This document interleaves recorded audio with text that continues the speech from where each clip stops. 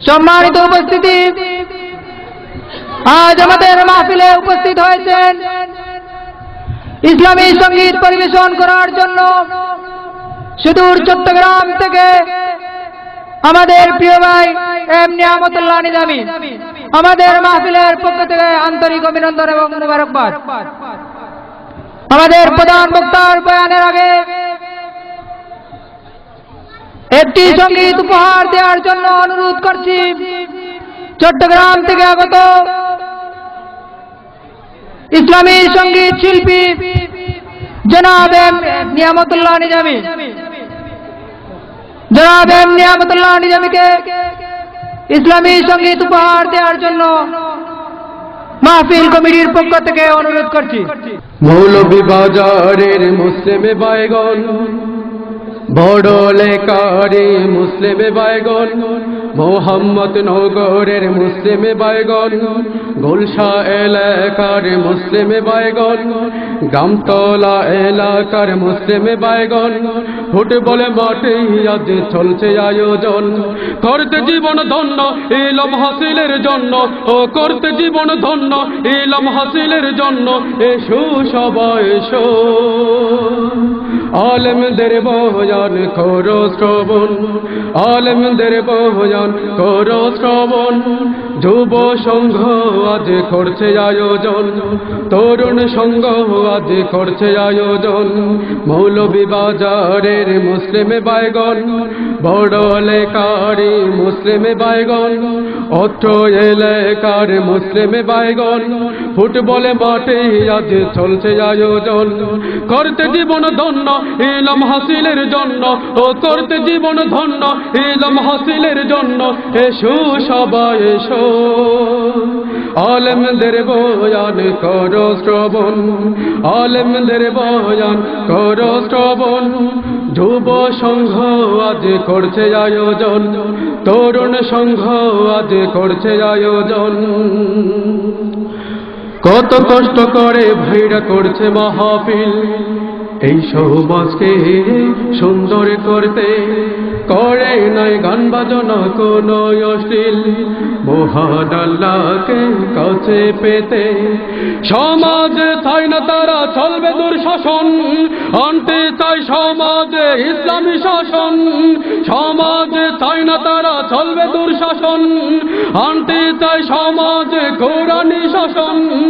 এই আশা বুকে ধারণ করে দীর্ঘ অনেক দিন কষ্ট করে, এই আশা বুকে ধারণ করে দীর্ঘ অনেক দিন কষ্ট করে।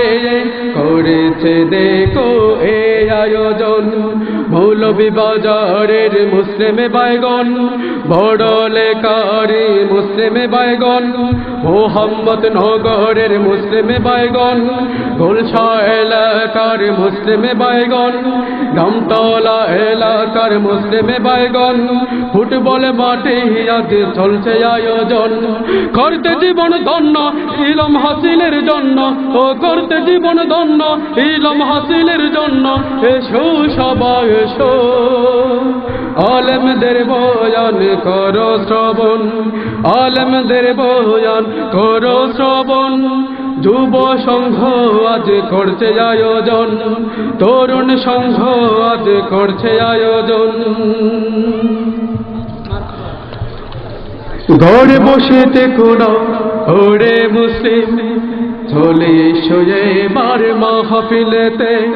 মাহফিলে আসবেন মাওলানা আব্দুল্লাহ আল আমিন, আসেন মাওলানা রুহুল আমিন। হুজুরদের বয়ান আমল করতে হবে, কুরআনের রাজ কায়েম করতে হবে। হুজুরদের বয়ান আমল করতে হবে, কুরআনের রাজ কায়েম করতে হবে। হে বড় লেকার মুসলিমে বাইগন, ঘরে বসে থেকে লাভ কি হবে? চাও যে যদি জান্নাত পেতে, তবে সার্থক করো এই আয়োজন। মৌলভীবাজারের মুসলিমে বাইগন, বড়লেকারি মুসলিমে বাইগন ফুটবলে মাঠে আজ চলছে আয়োজন করতে জীবন ধন্য ইলম হাসিলের জন্য ও করতে জীবন ধন্য ইলম হাসিলের জন্য এসো সবাই এসো আলেমদের বয়ান করো শ্রবণ আলেমদের বয়ান করো শ্রবণ ইসলামী যুব সংঘ আজ করছে আয়োজন ইসলামী তরুণ সংঘ আজ করছে আয়োজন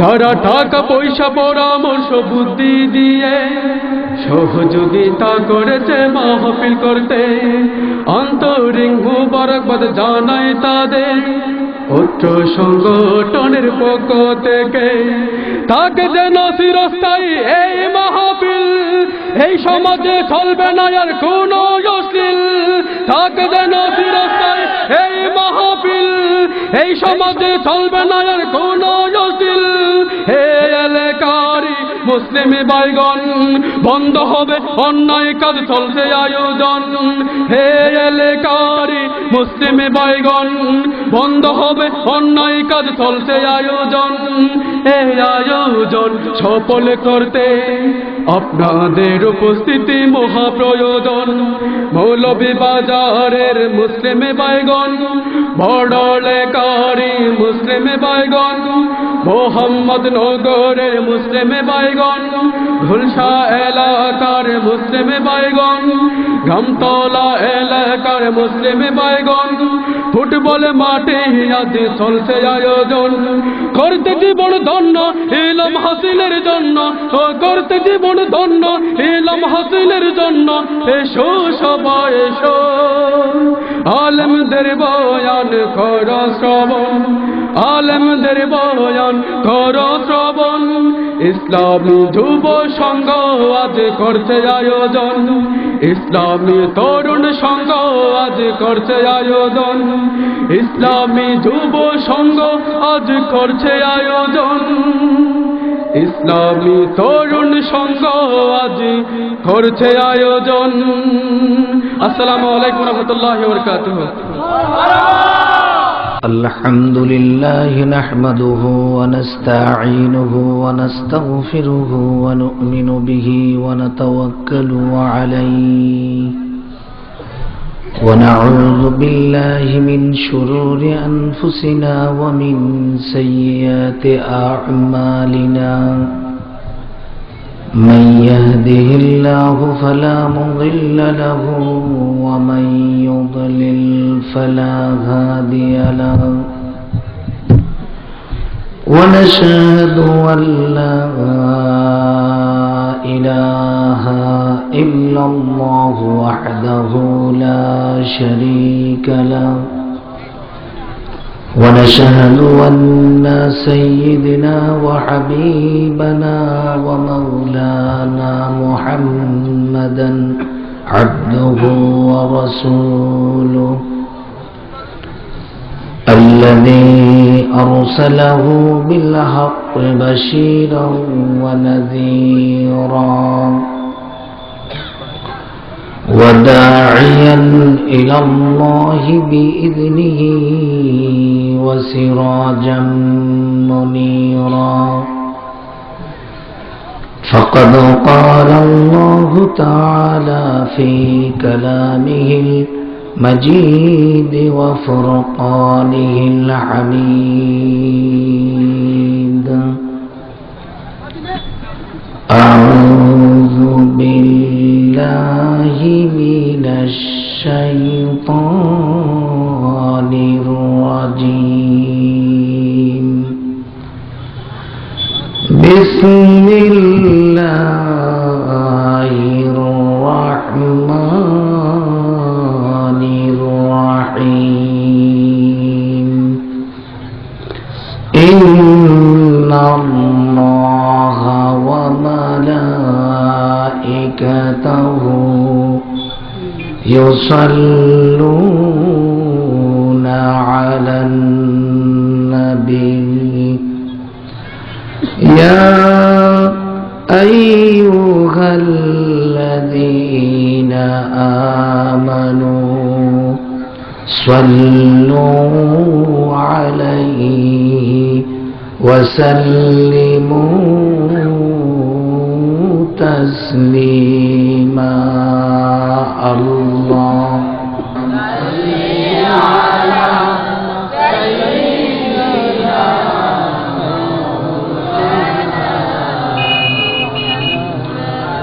وعلى آل سيدنا مولانا محمد مشرق حب محمد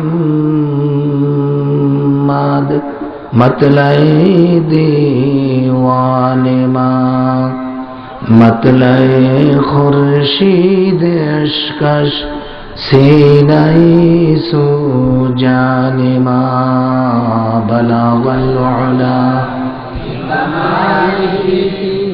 كشف الدجى بجماله حسنت جميع خصاله صلوا عليه سورة يوسف بداري حکمت لقمان ما قاری قرآن باری اے دل شادمان ما بلغ العلا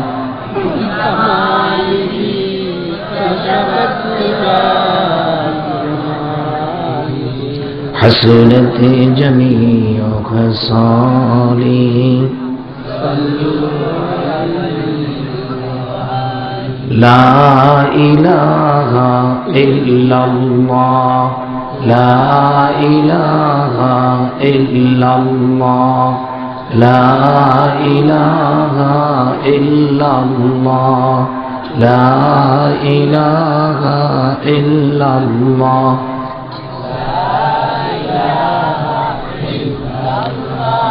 لا إله إلا الله لا إله إلا الله لا إله لا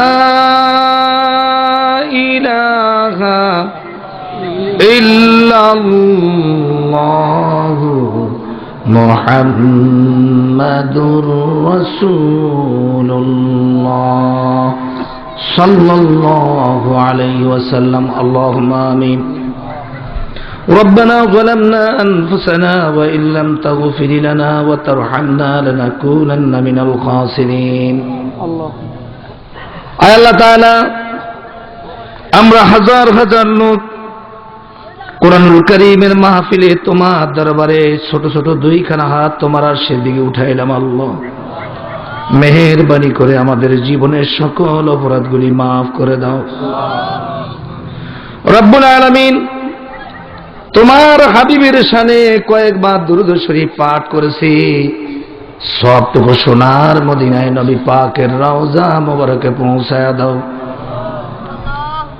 আয় আল্লাহ তাআলা বদরের প্রান্তর থেকে আজকের ফিলিস্তিন কাশ্মীর বসনিয়া সেজনিয়া ইরাক আফগান বাংলাদেশ সহ যত জায়গায় মুসলমানেরা আজকে দিন পর্যন্ত শাহাদাতের নজরানা যারা পেশ করেছেন আল্লাহ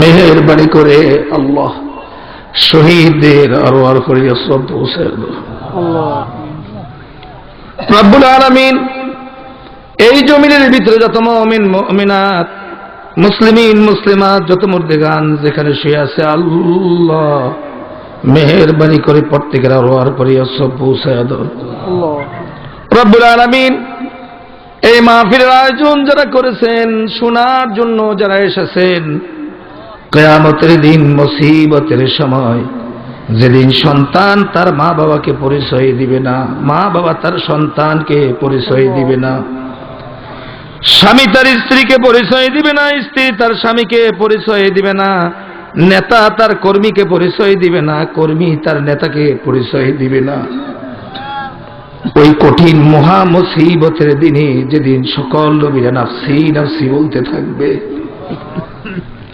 সেই মহা মুসিবতের দিনে এই মাহফিল আমাদের সকলের নাজাতের উসিলা বানাই দিও আল্লাহ। ربنا تقبل منا إنك أنت السميع العليم وتب علينا يا مولانا إنك أنت التواب الرحيم سبحان ربك رب العزة عما يصفون وسلام على المرسلين والحمد لله رب العالمين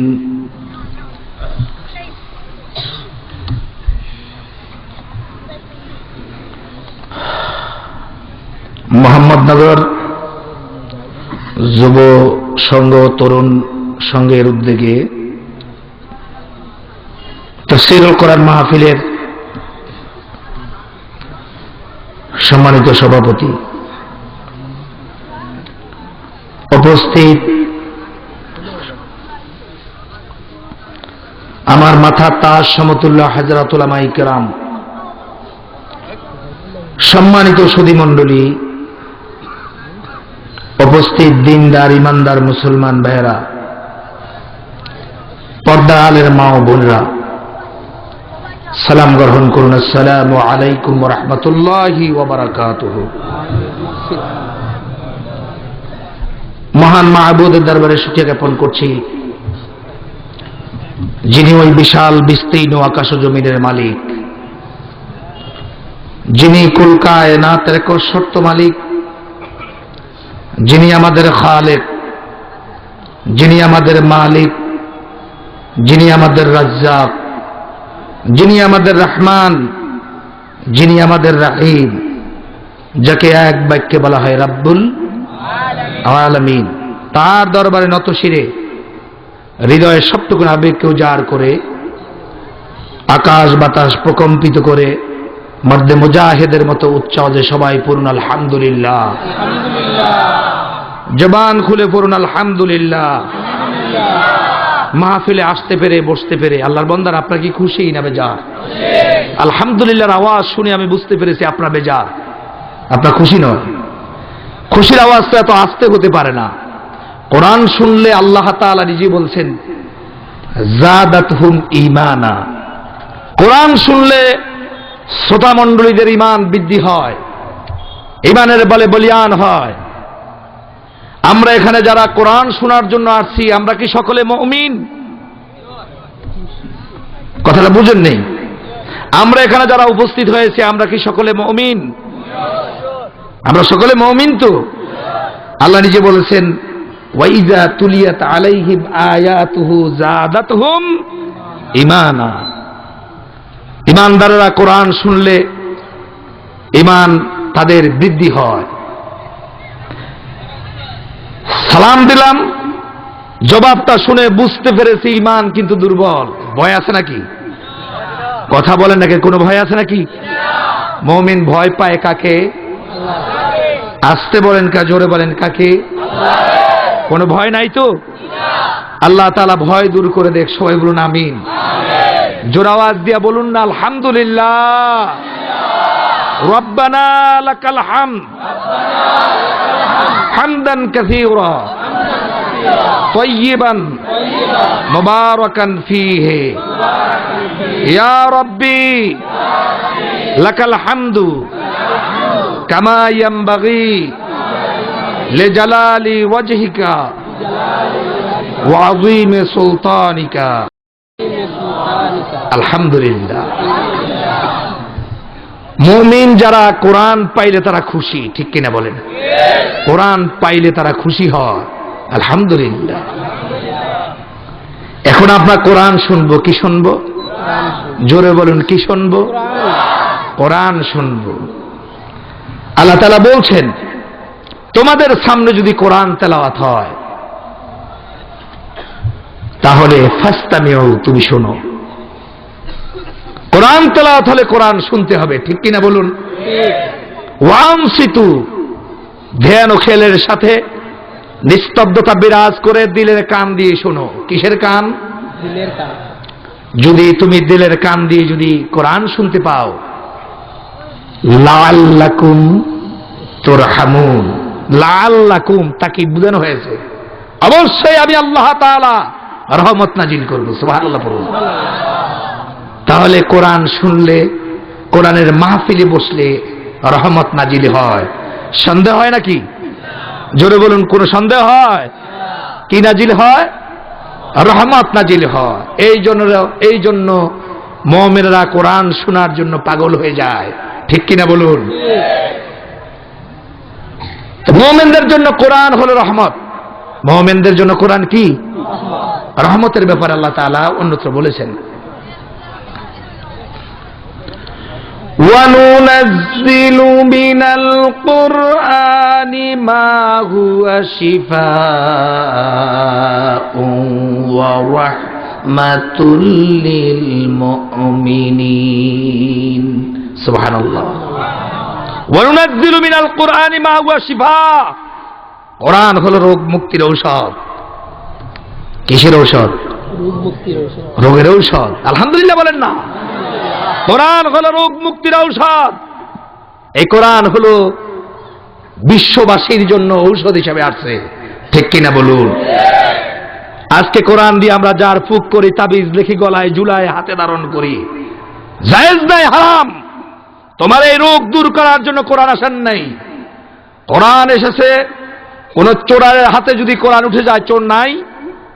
আমাদের দেশে কি চোর আছে? ডাকাত আছে? সন্ত্রাস আছে? চাঁদাবাজ আছে? চোর ডাকাত সন্ত্রাসের হাতে যদি কোরআন যদি উঠে যায়, ওই চোর আর ডাকাত, ওই সন্ত্রাস চাঁদাবাজ আর চাঁদাবাজ হিসাবে থাকবে না, ডাকাত হিসাবে থাকবে না। কোরআনের বরকতে আল্লাহ তাআলা রোগ মুক্ত করে দিয়ে সোনার মানুষ বানায়া দিবে, ঠিক কিনা বলুন? জোরে বলুন, ঠিক কিনা? আজকে আমার দেশে রাস্তা চোর, ফুল চোর, কালবেট চোর, বোট চোর সহকারে এই দেশে এই চোরেরা আছে কিনা বলুন? চিৎকার দিয়ে বলুন, আছে কিনা? ভোট চুরি হয় না? ভোট চুরি হয় না? শুধু চুরি হয় না, ভোট ডাকাতি হয়, ঠিক কিনা বলুন? শুধু চুরি না, এই দেশে ভোট ডাকাতি হয়। এই ভোট ডাকাতদের হাতে, এই অপরাধীদের হাতে যদি কোরআন উঠে যেত, তাহলে ওরা আর সাধারণ মানুষ থাকতো না। কোরআনের বরকতে আল্লাহ তাআলা তাদেরকে সোনার মানুষ বানায় দিতেন, ঠিক কিনা বলুন? জোরে বলুন, ঠিক কিনা? তাহলে আমার দেশে চোর আছে, ডাকাত আছে, ছিনতাইকারী আছে, বিপর্যয় সৃষ্টিকারী আছে। এদের জন্য, এদেরকে ভালো মানুষ বানাবার জন্যই কোরআন আসছে, ঠিক কিনা বলুন? এবার আল্লাহ তাআলা বলছেন ওয়া রাহমাতুল লিল মুমিনিন, আর কোরআন হলো মুমিনদের জন্য রহমত। আলহামদুলিল্লাহ বলেন। কোরআন কাদের জন্য রহমত? জোরে বলেন, কাদের জন্য রহমত? আমরা সকলে মুমিন তো, এই কোরআন মুমিনদের জন্য রহমত। আলহামদুলিল্লাহ বলেন। দুইটা আয়াত দিয়ে আমি দলিল দিলাম যে কোরআন মুমিনদের জন্য রহমত। বিশ্বাস হয় তো? আর একটা আয়াত দিতে পারি, وَنَزَّلْنَا عَلَيْكَ الْكِتَابَ تِبْيَانًا لِكُلِّ شَيْءٍ وَهُدًى وَرَحْمَةً وَبُشْرَى لِلْمُسْلِمِينَ وَنَزَّلْنَا عَلَيْكَ الْكِتَابَ تِبْيَانًا لِكُلِّ شَيْءٍ। হে বিশ্বের মানবতা শুনো, এই কিতাবের মধ্যে, এই কিতাব বিশ্বনবী মুহাম্মদুর রাসূলুল্লাহ সাল্লাল্লাহু আলাইহি ওয়াসাল্লামের পরে নাজিল করে তোমাদের কাছে দিয়েছি। এই কোরআনের ভিতরে সকল বিষয় আছে। তিবিয়ানান লিকুল্লি শাই, সব বিষয়ের মধ্যে আছে। আছে কিনা বলুন? জোরে বলুন, আছে কিনা? রাজনীতি আছে, অর্থনীতি আছে, সমাজনীতি আছে, সন্ধিনীতি আছে, পন্থীনীতি আছে, স্বরাষ্ট্রনীতি আছে, পররাষ্ট্রনীতি আছে, জীবনে যা কিছু দরকার সব কিছু এই কোরআনের মধ্যে আছে, ঠিক কিনা বলুন? এবার আল্লাহ তাআলা বলছেন ওয়াহুদাউ, কোরআন হলো হেদায়েত। কোরআন কি? জোরে বলেন কি? কোরআন কাছে আসলেই হেদায়েত পাওয়া যায়। আলহামদুলিল্লাহ। ওয়া রাহমাতাও, কোরআন হলো রহমত। কোরআন কি? ওয়া বুশরা লিল মুসলিমিন, আর কোরআন হলো মুসলমানদের জন্য শুভ সংবাদ। জোর করে আলহামদুলিল্লাহ। কোরআন মুমিনদের জন্য রহমত। বিশ্বাস হয়েছে তো? হয়েছে কিনা জোরে বলেন। কিন্তু কোরআন আবার কিছু মানুষদের জন্য হলো গজব, ঠিক কিনা বলুন? কোরআনের কথা শুনলেই কলিজায় পানি থাকে না, গায়ে চুলকানি শুরু হয়। আসেনি এরকম অ্যালার্জিওয়ালা? কোরআনের কথা শুনলেই মাথা খারাপ হয়ে যায়, কোরআনের আলোচনা হলেই বলে হুজুর রাজনীতি আলোচনা করবেন না। সুদূর বুলা থেকে এখানে আসছি রাজনীতি করার জন্য নয়।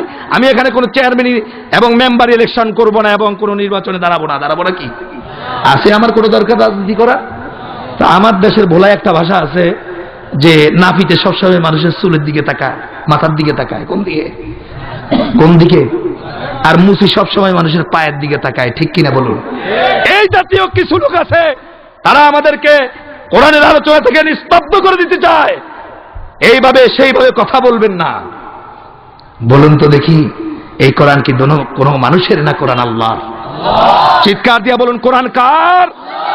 এই জমিন যখন আল্লাহর, আল্লাহর এই জমিনে আল্লাহর কোরআন বলতে থাকবো। এতে যদি তোমাদের কলিজায় যদি জ্বালা হয়, মাহফিল থেকে সরে পড়ো। ঠিক কিনা বলেন? জোরে বলেন ঠিক কিনা? কোরআন হলো ঔষধ, রোগ মুক্তির ঔষধ। কোরআন দিয়ে ঔষধ দিতেই হবে, ঠিক কিনা বলুন? ভাইরা আমার, কোরআনের কথা শুনলে তো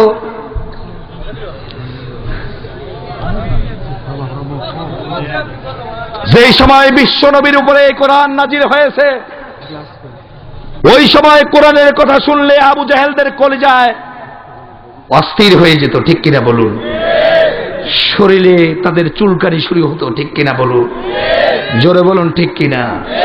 ওদের কলিজায় কপাল এমন পুড়েছে, ওরা সিদ্ধান্ত গ্রহণ করেছে, সেই সিদ্ধান্তটা আল্লাহ তাআলা কোরআনুল কারীমে এনেছেন, ঠিক কিনা বলুন? আল্লাহ তাআলা বলেছেন, আবু জেহেলরা কি সিদ্ধান্ত করেছে, বিশ্বের মানবেরা তোমরা শুনে নাও। ও মুসলমানরা, ও মুমিনরা শুনে নাও, আবু জেহেলদের কি সিদ্ধান্ত ছিল শুনে নাও। وقال الذين كفروا لا تسمعوا لهذا القرآن والغوا فيه لعلكم تغلبون وقال الذين كفروا তাফসীরে দালালে আছে আয় মালাউল কাফির। মালাউন মানে নেতা, মালাউন মানে কোনো কর্মী নয়। وقال الذين كفروا, হে রাসূল, কাফেররা সিদ্ধান্ত গ্রহণ করেছেন। আয় মালাউল কাফির, অর্থাৎ কাফের নেতারা সিদ্ধান্ত গ্রহণ করেছেন। কারা সিদ্ধান্ত গ্রহণ করেছেন? কাফের নেতারা, কোন কর্মীরা সিদ্ধান্ত গ্রহণ করে নেই, নেতারা সিদ্ধান্ত গ্রহণ করেছেন কি? লা তাসমাউ লিহাযাল কুরআন, আমরা মুহাম্মদের মুখে আল্লাহর কালাম শুনবো না। কি ভাই নাউজুবিল্লাহ, একটু জোরে বলতে পারেন না? জোরে বলেন নাউজুবিল্লাহ। আবু জাহেলের সিদ্ধান্ত কোরআন শুনবো না। কার সিদ্ধান্ত? জোরে বলেন কাদের?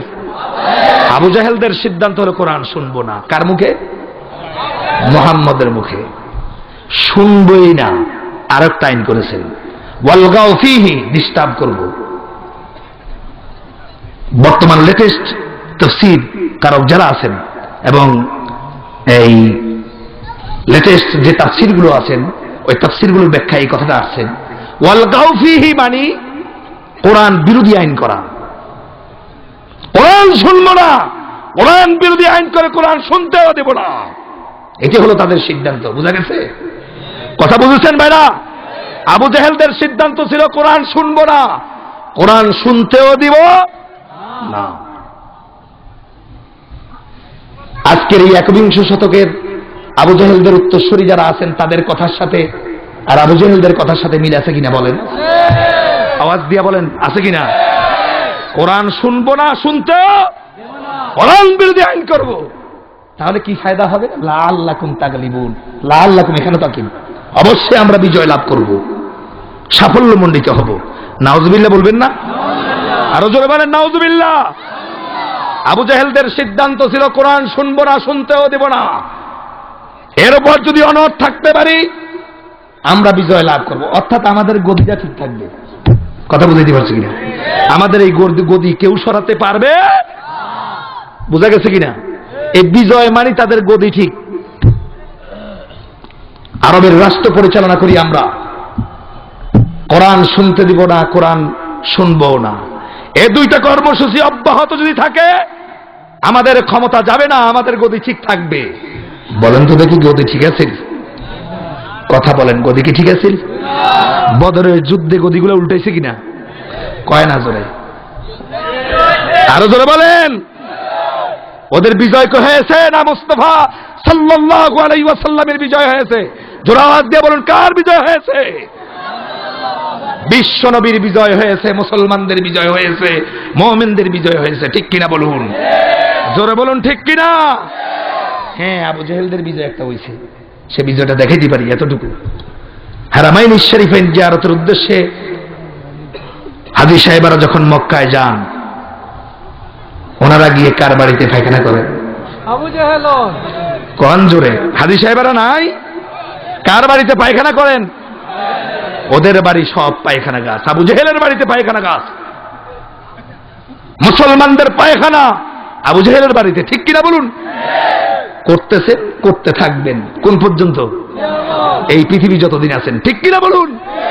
এই হলো আবু জেহেলদের বিজয়। ঠিক অনুরূপ ভাবে আজকের এই ১বিংশ শতক আবু জেহেলদের উত্তরসূরি যারা আছো বা আছেন, তাদেরকে বলে দিতে চাই, কোরআন শুনলে যদি খাজ্জায় চুলকায়, অ্যালার্জি শুরু হয়, তাহলে আবু জেহেলের পরিণতি যেরকম হয়েছে তোমাদের পরিণতিও সেরকম হবে।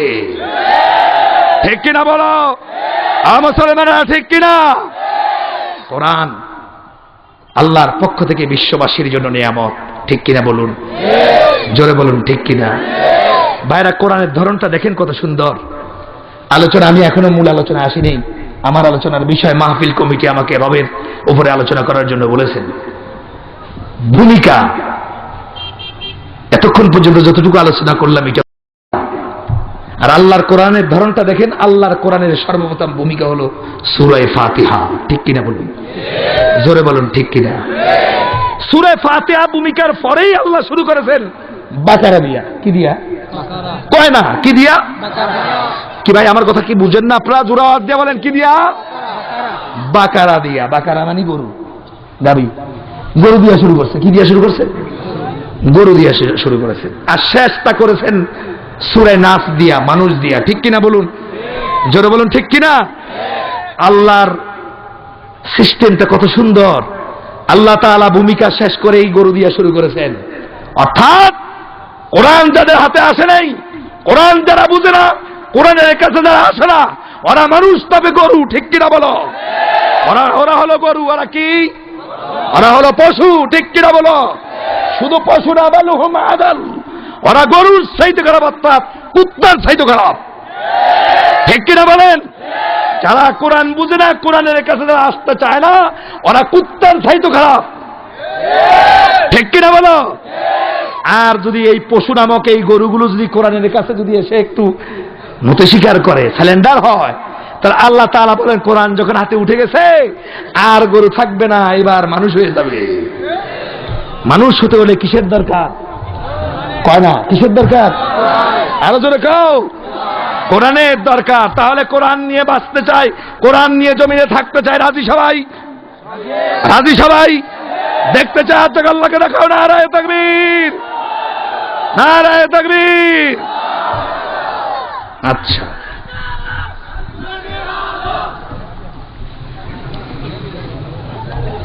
আলোচনা, মূল আলোচনা আসলাম।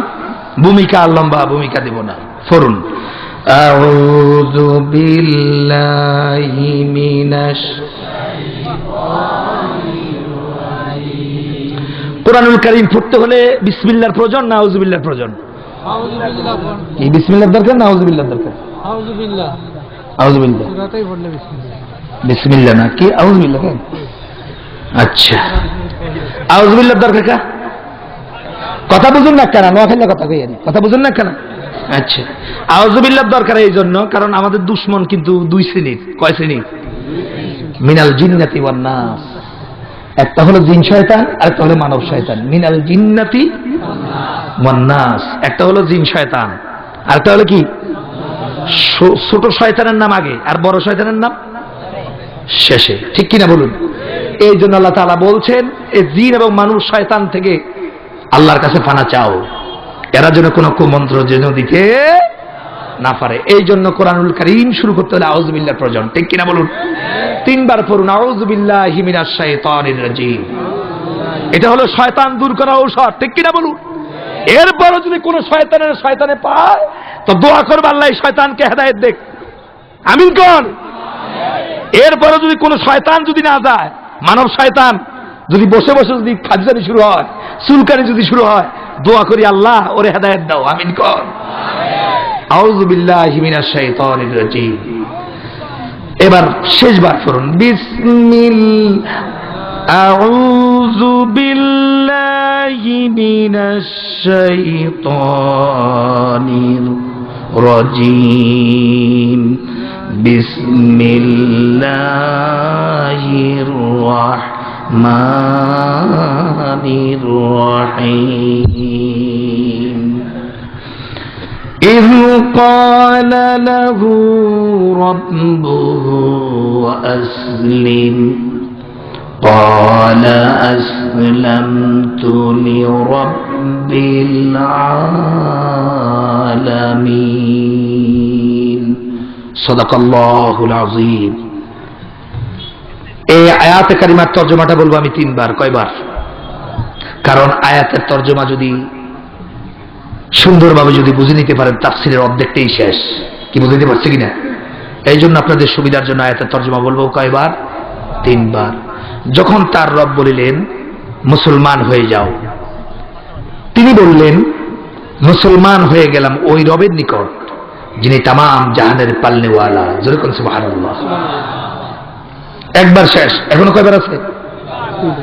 দুইবার। ভালো করে শুনুন। যখন তার রব বলিলেন মুসলমান হয়ে যাও, তিনি বললেন মুসলমান হয়ে গেলাম ওই রবের নিকট যিনি তামাম জাহানের পালনেওয়ালা। সুবহানাল্লাহ পড়ুন। আদম আলাইহিস সালাতু ওয়াস সালামের ৩৫০০ বছর পর, নবী মুহাম্মদ রাসূলুল্লাহ সাল্লাল্লাহু আলাইহি ওয়াসাল্লামের ৩৫০০ বছর আগ, এর মাঝামাঝি সময়ে একজন নবীর আবির্ভাব ঘটল। আমাদের এই পরিচিত নবী সাইয়্যিদনা হযরতে ইব্রাহিম আলাইহিস সালাতু ওয়াস সালাম। আলহামদুলিল্লাহ বলেন। এই নামটা কি আমাদের পরিচিত? জোরে বলেন, আমাদের কি পরিচিত নাম? আচ্ছা, এই নবী আমাদের কোন আত্মীয় হয়? হয় না? আমার হেতরা কথা কাটা হয় না? এই নবী কি আমাদের কোন আত্মীয় হয়? জোরে বলেন, কি হয়? কিসের পিতা? মিল্লাতা আবিকুম ইব্রাহিম। সুবহানাল্লাহ। মুসলমানের জাতির পিতা কে? জোরে আওয়াজ দিয়ে বলেন কে? আমরা যেরকম আমাদের জাতির পিতা সেরকম, ঠিক কিনা বলো মুসলমানরা? আমরা যেরকম মুসলমান, আমাদের জাতির পিতা একজন আল্লাহর নবী, ঠিক কিনা বলুন? এই জন্য আমরা সকলে গর্ববোধ করি, আমরা সবাই অহংকার করি, আলহামদুলিল্লাহ বলি। জোরে আওয়াজ দিয়ে বলো আলহামদুলিল্লাহ। ইব্রাহিম আসলামকে বললে, জাতির পিতা বললে কি ইজ্জত যাবে নাকি? সম্মান যাবে না সম্মান বাড়বে? আলহামদুলিল্লাহ বলেন। আল্লাহ তাআলা ইব্রাহিম আলাইহিস সালামকে বললেন, হে ইব্রাহিম মুসলমান হয়ে যাও। কি হও? ইব্রাহিম আলাইহিস সালাতু ওয়াস সালাম ওই সময় বলতে পারতেন, আল্লাহ তোমার কোন কোন আদেশের সামনে আমি মাথা নত করব, সারেন্ডার হব, আত্মসমর্পিত হয়ে যাব। মুসলমান শব্দের অর্থ হলো আত্মসমর্পিত হয়ে যাওয়া, সারেন্ডার হওয়া, নতি স্বীকার করা। কোন কোন আদেশের সামনে আমি মাথা নত করব আমাকে আগে বলতে হবে। হযরত ইব্রাহিম আলাইহিস সালাম এই কথা কি বলেছেন? বলেননি। আল্লাহ বলেছেন মুসলমান হও, সাথে সাথে তিনি বললেন আসলামতু, আমি মুসলমান হয়ে গেলাম। সুবহানাল্লাহ। আত্মসমর্পণ করলাম আল্লাহর সকল হুকুমের সামনে। সুবহানাল্লাহ বলুন। কার সামনে? রব্বিল আলামিন, যিনি তামাম জাহানের পালনেওয়ালা, তার সামনে আমি, তার হুকুমের সামনে আমি নতি স্বীকার করলাম। সুবহানাল্লাহ বলুন। আমার এই আয়াতে কারিমা থেকে দুইটা বিষয় বেরিয়ে আসছে। কয়টা? জোরে বলেন কয়টা? একটা হলো রব, একটা কি? রব, আর একটা হলো মুসলমান। আজকের আমার বিষয়বস্তু হলো, আমার আলোচনার বিষয় হলো রব। রব সম্পর্কে আলোচনা। রব আল্লাহ তাআলা 99টা নাম, সকল নামগুলোকে আমরা বলি আসমাউল হুসনা, ঠিক কিনা বলুন? আল্লাহর মূল নামটা কি? জোরে বলেন কি? আসতে বলেন কেন? জোরে বলেন কি? আচ্ছা, আল্লাহ বলে না মুখটা একটু গোল হবে, ফাঁকা হবে, এতে মশা মাছি যাবে, এরকম অসুবিধা আপনাদের আছে নাকি? অন্তরস্থল থেকে একটু চিৎকার দিয়া বলুন আল্লাহ। এত আস্তে শুনতে চায় না, আরো জোরে বলেন আল্লাহ। ভালো লাগে না? আল্লাহর মূল নাম হলো আল্লাহ, ঠিক কিনা? রহমান, রাহিম, জাব্বার, সাত্তার, কাহার, রব, এগুলো আল্লাহর গুণবাচক নাম, ঠিক কিনা বলুন? এবার সূত্র মুখস্থ করেন। আল্লাহ নামের পরেই আল্লাহর প্রিয় গুণবাচক নামদের মধ্যে প্রিয় নাম হলো রব। আল্লাহ নামের পরেই আল্লাহর গুণবাচক নামদের মধ্যে আল্লাহর কাছে প্রিয় নামটা কি? রব। দলিল কি? দলিল নেন। আলহামদুলিল্লাহি রাব্বিল আলামিন। আলহামদুলিল্লাহ, সমস্ত প্রশংসা কার জন্য? আল্লাহর জন্য। এর ফলে বলছেন রব্বিল, আল্লাহ নামের ফলেই আল্লাহ ব্যবহার করছেন রব, ঠিক কিনা বলুন? জোরে বলুন, ঠিক কিনা? এবার বলেন তো দেখি, রব শব্দের অর্থ কি? কয় না প্রতিপালক। আরো দু একটা কইবেন না নাকি? আচ্ছা, আমাদের দেশে কিছু মোসওয়ালারা আছে। কি ওয়ালা? কয় না কি ওয়ালা? মোসওয়ালারা আল্লাহরে আল্লাহ বলতে খুব শরম লাগে। ওনা বলতে থাকেন প্রভুর নামে শুরু করিলাম। কয়নি? জোরে কয় না? কয়নি? রবের তারা অর্থ করে প্রভু। রব শব্দের অর্থ প্রভু। মুখস্থ করে রাখেন, হবে না কবু, কোশ্চিন কালো হবে না। কথা কি বুঝাইতে পারছি?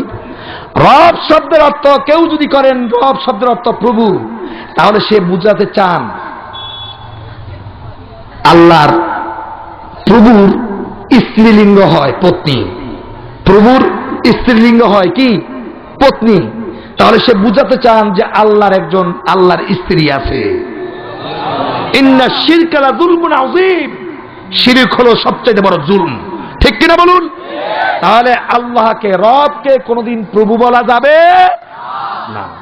আল্লামা রাজি রাহমাতুল্লাহ আলাইহি তাফসীরে কাবীরের মধ্যে তিনি প্রভুর রবের ব্যাখ্যাটা এইভাবে দিয়েছেন, কোন অস্তিত্বহীনকে অস্তিত্ব প্রদান করার পরে সৃষ্টির পূর্ণতায় যিনি পৌঁছায় দেন তারে বলা হয় রব। সুবহানাল্লাহ বলুন। কথা কি বুঝতে পারছি? আবার বলি, কোন অস্তিত্বহীনকে অস্তিত্ব প্রদান করার পরে সৃষ্টির পূর্ণতায় যিনি পৌঁছায় দেন তারা বলা হয় কি? রব। বুঝবেন, ব্যাখ্যা দিলে বুঝবেন। আমরা এখানে যারা আছি, আমাদেরকে নিয়ে দৃষ্টান্ত হোক, বাইরের কেউ বলা দরকার নেই। আমরা এখানে যারা আলোচনা শোনার জন্য আসছি, বলুন তো দেখি, মায়ের গর্ভে আসার আগে আমাদের কোনো নাম পরিচয় কিছু ছিল? কয় না? জোরে বলুন, ছিল? আল্লাহ বলছেন, হাল্লাতা আলাল ইনসানি হিনুম মিনাদ দাহরি লাম ইয়াকুন শাইআম মাযকুরা। মানুষের কি এমন একটা সময় এসেছিল না সে উল্লেখযোগ্য বস্তু হিসাবে পরিণত ছিল না, নাম ছিল না, পরিচয় ছিল না, কেউ তাকে চিনত না, জানতো না। আমি আল্লাহ রাব্বুল আলামিন তোমাদেরকে বানাইছি। সুবহানাল্লাহ। মায়ের গর্ভে আসার আগে আমাদের কোনো নাম পরিচয় কিছুই ছিল না, ঠিক কিনা বলুন? বাবা একটু জোরে বলেন। আমাদের প্রধানমন্ত্রী ছিল নাকি? আমাদের রাষ্ট্রপতি ছিল, আমাদের মন্ত্রীদের ছিল, আমাদের এমপিদের ছিল, চেয়ারম্যান সাহেবের ছিল, মুফাসসির সাহেবের ছিল। আমরা এখানে যারা আছি, আমাদের মায়ের গর্ভে আসার আগে কারো কোনো নাম পরিচয় ছিল? জোরে বলেন, কিছুই ছিল। আল্লাহ তাআলা বলছেন, মায়ের গর্ভে আসার আগে তোমাদের একটা নাম ছিল, সেই নামটা আল্লাহ তাআলা কোরআনুল কারীমে বলছেন, আওয়ালা ইয়াযকুরুল ইনসানু আন্না খালাকনাহু মিন ক্বাবলু ওয়া লাম ইয়াকুন শাইআ। জোরে কোন সুবহানাল্লাহ। ও মানুষের গোষ্ঠীরা, ও মানবেরা, তোমরা চিন্তা করো না, একটু ভেবে দেখো না, একটু চিন্তা করো। মায়ের গর্ভে আসার আগে তোমাদের কোনো নাম পরিচয় তোমরা কিছুই ছিলে না। জোরে কোন সুবহানাল্লাহ। তাহলে মায়ের গর্ভে আসার আগে আমাদের সকলের নাম ছিল কিছুই না। কি নাম ছিল? কয় না জোরে, কি নাম ছিল? কথা বোঝা গেছে? মায়ের গর্ভে আসার আগে আমাদের সকলের নাম ছিল কি? জোরে আওয়াজ দিয়ে বলেন কি? মায়ের গর্ভে আসার আগে আমাদের সকলের পরিচয় ছিল কিছুই না, ঠিক কিনা বলুন? ওই কিছুই না থেকে আল্লাহ রাব্বুল আলামিন আমাদেরকে দাফে দাফে মায়ের গর্ভ থেকে সুন্দর একটা মানুষ রূপে যিনি আমাদেরকে হাত পা চোখ কান নাক এগুলো যা কিছু আছে এই নেয়ামতগুলো আমরা চাই নেই, আমাদের চাওয়ার আগে যিনি আমাদেরকে এত সুন্দর করে বানালেন তিনি আমাদের রব। জোরে বলেন তিনি আমাদের কি? আরো জোরে কর। তাহলে রবের অর্থটা আরেকটু বুঝুন। যিনি দেন তারা বলা হয় রব। যিনি কথা বুঝেন, যিনি দেন তিনি কি? এই জমিন দিলেন কে? জোরে বলেন কে? এই আকাশ দিলেন কে? এই অক্সিজেন দিলেন কে? আমাদেরকে পাঠালেন কে? তিনি রব। তিনি কে? কথা বুঝে গেছে কিনা? আলোচনা কারণ আমার সময় কম, এই জন্য আমি আমরা একটু তাড়াতাড়ি বুঝেন। তাহলে যিনি দেন তিনি হলেন রব। তিনি কি? আর যিনি পান তাকে বলা হয় ইলাহ। যেমন আমার নামাজ, আমার কোরবানি, আমার হায়াত, আমার মউত হবে আল্লাহর জন্য, ঠিক কিনা বলুন? এই জন্য তিনি হলেন ইলাহ। বুঝাইতে পারছি? যিনি দেন তিনি হলো রব, আর যিনি পান তিনি হলো ইলাহ। বুঝাইতে পারছি? আচ্ছা, তাহলে কিছুই না থেকে যিনি আমাদেরকে সৃষ্টি করলেন তিনি আমাদেরকে রব। তিনি আমাদেরকে আল্লাহ নবী ইব্রাহিম আলাইহিস সালাতু ওয়াস সালামের বয়স যখন 3 বছর, কত বছর? মা উমাইলা, তার নাম, মায়ের নাম ছিল উমাইলা। মাকে বলতে থাকলো, মা আমার চিন্তা হলো আমার রবকে, আমার রবের একটু পরিচয় দাও। সুবহানাল্লাহ কোন? আরো জোরে বলেন সুবহানাল্লাহ। মা উমাইলা বলছে, বাবা এই পৃথিবীতে আসা থেকে 3 বছর বয়স পর্যন্ত যেই সময় যেই জিনিসের প্রয়োজন চাওয়ার আগেই আমি তোমাকে দিয়ে দিছি, এই জন্য তোমার যত প্রয়োজন আছে সব প্রয়োজন আমি মিটিয়েছি, এই জন্য আমি তোমার রব। নাউজুবিল্লাহ বলবেন না? ইব্রাহিম আলাইহিস সালাতু ওয়াস সালাম মাকে বলছে, মা তুমি যদি আমার রব হও, এবার আমার প্রশ্ন হলো তোমার রব কে? সুবহানাল্লাহ বলেন। ইব্রাহিম আসলামের মা উমাইলা ইব্রাহিমকে বলেন, ইব্রাহিম তুমি যখন প্রশ্ন করলে আমার রবকে, আমার এই পরিবারটা পরিচালনা করেন তোমার বাবা আজর, যেই সময় তোমার বাবার কাছে যেই জিনিসটা চাই উনি আমাদের এই পরিবারটা তিনি যা প্রয়োজন সব দেন, এই জন্য তোমার বাবাই হলো আমাদের রব। জোরে কর নাউজুবিল্লাহ। ইব্রাহিম আসলাম এবার মাকে বলছে, মা বাবা যদি তোমার রব হয়, এবার আমার প্রশ্ন হলো আমার বাবার রব কে? সুবহানাল্লাহ বলুন। ইব্রাহিম আসলামের মা উমাইরা বলছে, বাবারে তোমার বাবার রব সাধারণ কোনো মানুষ না, যিনি এই পৃথিবী পরিচালনা করেন, সারা দুনিয়া পরিচালনা করেছেন 4 জন ব্যক্তি, তার মধ্যে মুসলমানদের মধ্যে 2 জন আর কাফেরদের মধ্যে 2 জন। মুসলমানদের মধ্যে 2 জন হলো একজন সুলাইমান আলাইহিস সালাতু ওয়াস সালাম, আর আরেকজন হলো যুলকারনাইন, সারা পৃথিবী পরিচালনা করেছেন। সুবহানাল্লাহ বলেন। আর কাফেরদের মধ্যে 2 জন, একজন হলো নমরুদ আর আরেকজন হলো বখতে নসর। উমাইলা বলল, মা ও বাবা শোনো, ইব্রাহিম তোমার রব, তোমার বাবার রব কে? তোমার বাবার রবের পরিচয় চাইলে তুমি শুনে নাও। তোমার বাবার রব এমন একজন ব্যক্তি যিনি সারা পৃথিবী পরিচালনা করতেছেন। নমরুদই হলো তোমার বাবার রব। জোরে কর নাউজুবিল্লাহ। আরো জোরে কর। ইব্রাহিম আসলাম মাকে বলছে, মা যিনি সারা পৃথিবী পরিচালনা করেন এমন একজন ব্যক্তিকে আমার দেখার দরকার, আমাকে তার দরবারে একটু নিয়ে চলো। ইব্রাহিম আসলামের মা উমাইলা ইব্রাহিমকে হাতে করে নমরুদের রাজ দরবারে নিয়ে গেলেন। নমরুদ তার সিংহাসনে বসা আছে, বন্দাদেরকে সামনে নিয়ে বসে কথাবার্তা বলতেছেন। ওই মুহূর্তে মা উমাইলা দূর থেকে ইশারা দিয়ে বলতেছেন, বাবা ওই যে সিংহাসনে যে লোকটা বসা আছে এই ব্যক্তি হলো এই পৃথিবীর সকল মানুষের রব, তার নাম হলো নমরুদ। ইব্রাহিম আসলাম বলছে, মা গো তোমাদের রবকে আমাকে একটু দেখতে দাও। সুবহানাল্লাহ বলেন। ইব্রাহিম আসলাম এই কথা বলেন না, মা আমার রবের একটু দেখতে দাও, এই কথা বলে না, মা বলতেছেন, মা তোমাদের রবকে আমাকে একটু দেখতে দাও। ইব্রাহিম আসলাম নমরুদকে কিছুক্ষণ দেখার পরে মাকে বলছে, মা তোমাদের রবকে দেখে আমার দিলের ভিতরে একটু জাগলো। সেই কথাটা হলো এই, তোমাদের রবের নাকটা হলো বোসা, আমাদের বরিশাল যাওয়া হলো বোসা চেপ্টা, আমরা কি বলেন, দেখতে বেশি ভালো লাগে না, দেখতে খুব খারাপ লাগছে। এবার মা তোমার কাছে আমার প্রশ্ন হলো, যেই লোকটা নিজের নাকটাকে সুন্দরভাবে বানাইতে পারলো না, ওই লোকটা নিজেই রব দাবি করতেছে।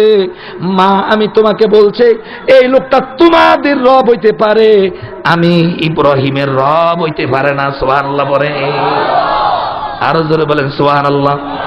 ইব্রাহিম আসলামের মা উমাইলা বলছে, বাবা কথা আসতে বলো, এই কথা যদি রব শুনতে পায় তাহলে তোমাকে জেলখানায় ঢুকাইয়া দিবে। কোনখানায়? আরো জোরে বলেন কোন জায়গায়? জেলখানায় ঢুকাইয়া দিবে। ইব্রাহিম 3 বছরের ছেলে অফ হয়ে গেল, কিছুই বলল না। মায়ের পিছনে পিছনে যায়। ইব্রাহিম আসলামের চিন্তা হলো রবকে চিনে নিতে হবে। মাকে প্রশ্ন করছি, মা আমার রবকে? মা আমার রব দেখাইতে পারে নাই, আমার রবকে আমি নিজে চিনে নিতে হবে। ইব্রাহিম আলাইহিস সালাতু ওয়াস সালাম রাতের অন্ধকারে মায়ের পিছনে পিছনে যায় আর রবকে নিয়ে গবেষণা করতেছেন। সুবহানাল্লাহ বলেন। হঠাৎ করে আকাশের দিকে খেয়াল হলো, আকাশের তারকা দেখে ইব্রাহিম আসলাম মাকে বলছে, মা আমার রব পাইয়া গেছি। সুবহানাল্লাহ বলেন। এই ঘটনা কোরআনুল কারীমে আছে কিনা? হয় না? আছে কিনা? ফালাম্মা জান্না আলাইহিল লাইলু রাআ কাওকাবান ক্বালা হাযা রাব্বি। সুবহানাল্লাহ। রাতের অন্ধকারের তারকাকে দেখে বলছেন মা, হাযা রাব্বি, এটি আমার রব, এটি আমার কি? দিন যখন গনিয়ে আসলো, তারকার পাওয়ার আর থাকে না, থাকে নাকি? ফালাম্মা আফালা, যখন অস্থির হয়ে গেল, ইব্রাহিম আসলাম চিৎকার দিয়ে মাকে বলছেন, মা ক্বালা লা উহিব্বুল আফিলিন, যে জিনিস নিজের অস্তিত্বকে নিজে ধরে রাখতে পারে না সেটা আমার রব হতে পারে না। সুবহানাল্লাহ বলে। তারকাকে রব বলে রব থেকে ফিরে আসছে কিনা? কথা বলেন না, আসছে কিনা? কিছুদিন যাওয়ার পরে আকাশের চাঁদ দেখতে পেলেন, মাকে বলছে, মা আমার রব খুঁজে পেয়েছি। সুবহানাল্লাহ। ফালাম্মা রাআল কমারা বাযিগান ক্বালা হাযা রাব্বি ফালাম্মা আফালা ক্বালা লাইন লাম ইয়াহদিনি রাব্বি। সুবহানাল্লাহ। জাতির পিতা ইব্রাহিমের ভাষাটা কি দেখেন? আকাশের চাঁদ দেখে বলছে, মা এটা আমার রব। রব যখন অস্থির হয়ে গেল, ডাক দিয়ে বলছেন, মা এটিও আমার রব না। সুবহানাল্লাহ বলেন। পূর্ব দিগন্ত থেকে সকালবেলা যখন সূর্য উদয় হলো, আলো বিশাল বড় হয়ে ওঠা শুরু হলো, ঠিক কিনা বলুন? ডাক দিয়ে বলছেন, মা এটা আমার রব, এটা আমার কি? হাযা রাব্বি হাযা আকবার, এটি সবচাইতে বড়, এটা আমার রব। ওই সূর্য যখন অস্তিম হয়ে গেল, ইব্রাহিম আসলাম মাকে বলছে, মা আমার আসল রবকে আমি খুঁজে পেয়ে গেছি। সুবহানাল্লাহ বলেন। আমার রব কে হবে? আমার রবকে আমি খুঁজে পেয়েছি, আলহামদুলিল্লাহ বলেন। মা তারকা আমার রব না, চাঁদও আমার রব না, এই সূর্য আমার রব না। এবার মা রবকে শুনে নাও, এই তারকা, চন্দ্র, সূর্য, এই আকাশ জমিনের সৃষ্টিকর্তা যিনি এত সুন্দর করে বানালেন, তিনি আমার রব। তার দিকে আমি মুতাওয়াজ্জু হচ্ছি, আমি তার দিকে রুজু হচ্ছি। যেরকম সুবহানাল্লাহ। আর জোরে চিৎকার দিয়ে বলেন সুবহানাল্লাহ। ইব্রাহিম আসলামের মা বলছে, আহা ছেলে তো গন্ডগোল বাজাইছে। কি বাজাইছে? আমার রাষ্ট্রের মধ্যে তো গন্ডগোল বাজাইব। হাই হাই, আমরা রব বলি যাকে, অ বলে না তাকে। এখন তো বিশাল গন্ডগোল, কি করা যায়? আবার নিজকে নিজে বলে, ছোট মানুষ, বয়স হলো 3 বছর, এখনোই কিছুই বুঝে না, বড় হলে আমাদের দলেই এসে যাবে, ঠিক কিনা? এখন ডিস্টার্ব করার কোনো প্রয়োজন নাই। কিতাবুল ঈমান বুখারী মুত্তাফাকুন আলাইহি, হাদিসের ইবারত, মা মিন মাউলুদিন ইউলাদু আলাল ফিতরাতুল ইসলাম, আসেনি হাদিসটা? রাসূলের হাদিস, আল্লাহ রাসূলের হাদিস। আলহামদুলিল্লাহ বলেন।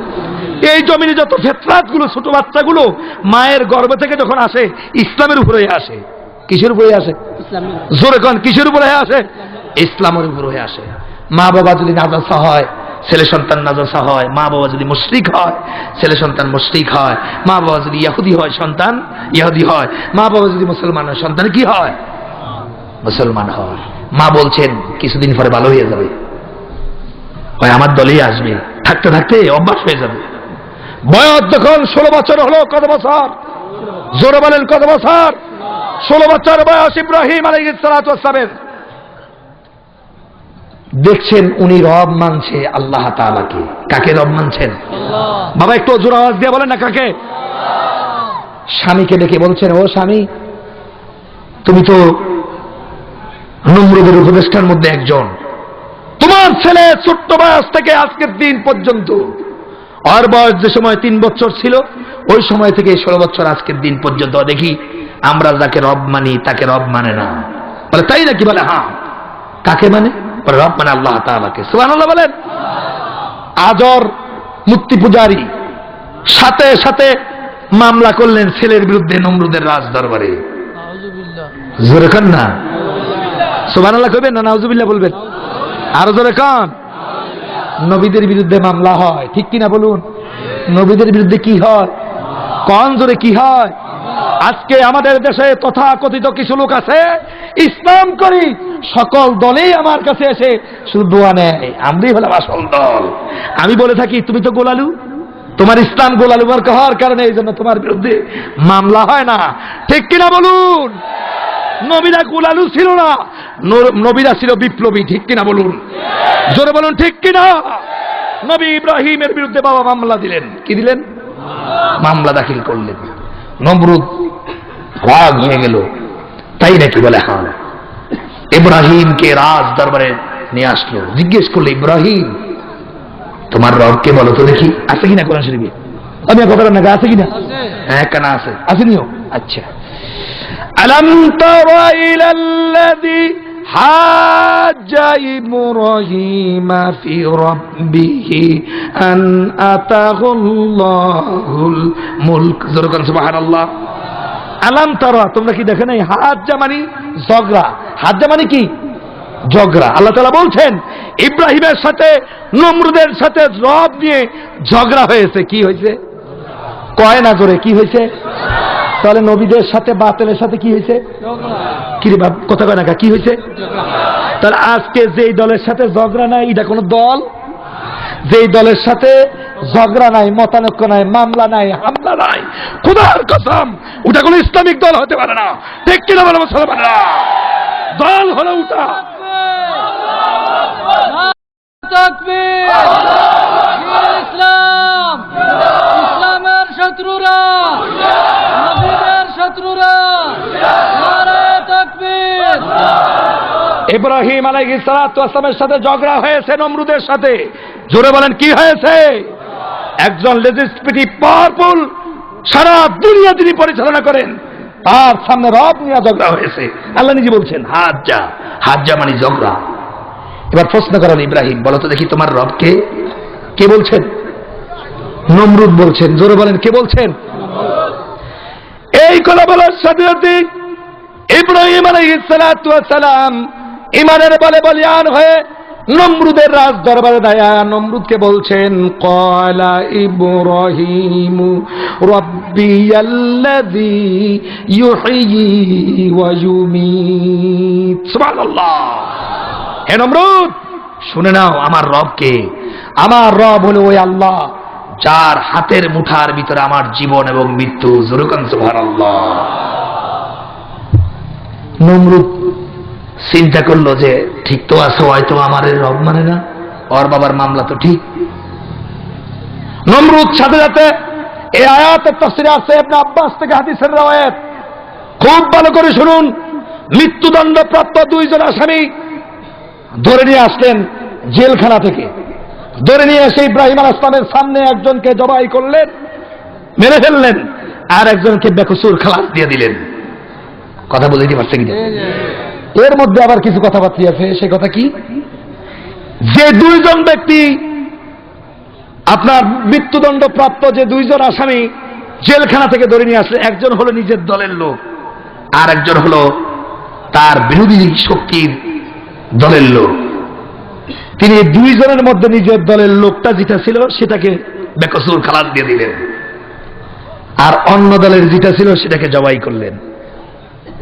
আজকের এই পৃথিবীতে দেখা যায় নমরুদের উত্তরসূরিরা দেখা যায় বেগুনা মাসুম, যাদের নামে একটা জিডি মামলাও নাই, এমন ধরনের দ্বীনের মুজাহিদদের বিরুদ্ধে বানোয়াটি ষড়যন্ত্রমূলক মামলা দাখিল করে আর তাদেরকে ফাঁসির মঞ্চে ছড়ায়া শাহাদাতের ঈদগাহে তাদেরকে পৌঁছায় দেয়। ঠিক কিনা বলো মুসলমানেরা?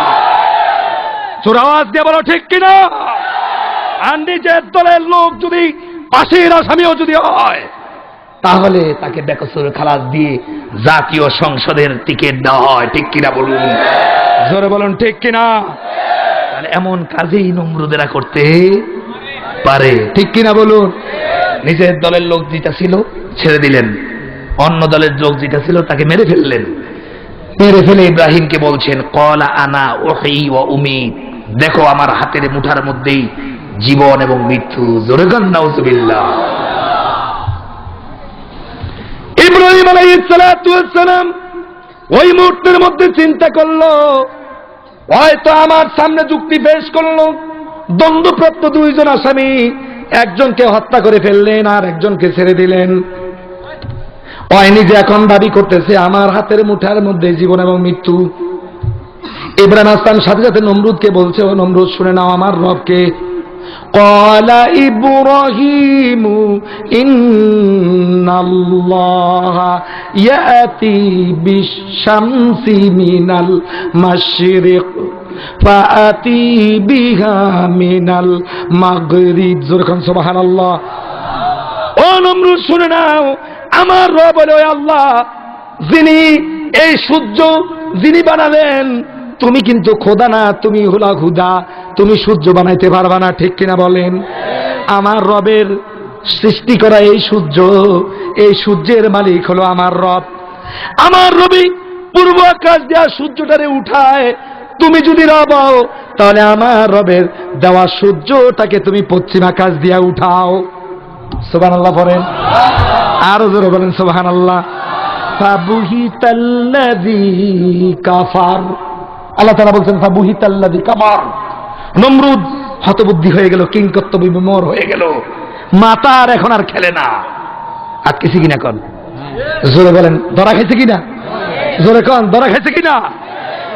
নমরুদ সাথে সাথে মন্ত্রী পরিষদকে কল করলো, সবাইকে উপস্থিত করে বলতেছে, এই ছেলে আমাকে যখন রব মানে না, এই ছেলের বিরুদ্ধে একটা আইন করা দরকার। কি করা?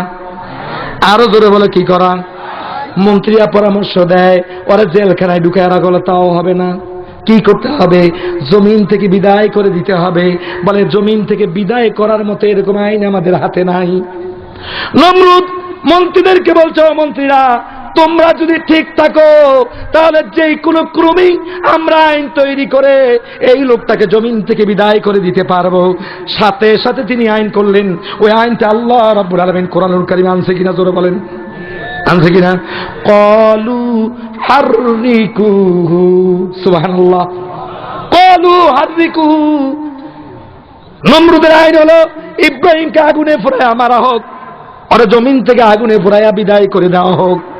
আল্লাহর নবী ইব্রাহিম জেলখানার ভিতরে,